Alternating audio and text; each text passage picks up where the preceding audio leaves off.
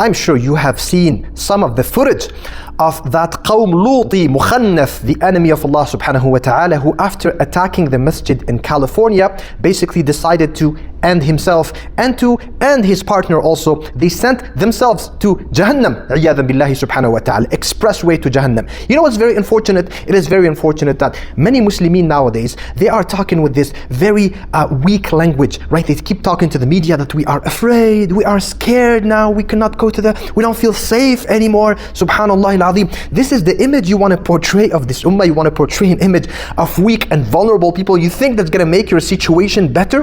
What's the definition? What's the goal of someone who's a terrorist? Why do they do what they do? Because they want to terrify you. So you telling them that you are very scared and afraid is going to encourage more people to do exactly the same thing as they did, which is very unfortunate again. And this is one of the consequences of the woke Islam that has been brought to the Muslimin for a whole generation, right? Especially in the West, iyadhan billah azza wa jal, in all these like conventions and so on and so forth, where you get this clinical Islam, this therapeutic Islam that only talks to you about, you're a victim to trauma, something big happens in your life, it's all about me, myself, it's a big drama, it's all about the heart, your Yasmina Mugahid and Rayyan and obviously the Umar Sulaiman and all these like compassionate sheikhs and sheikhas, right? In which, in their message, there are no maghazi Rasulullah sallallahu alayhi wasallam.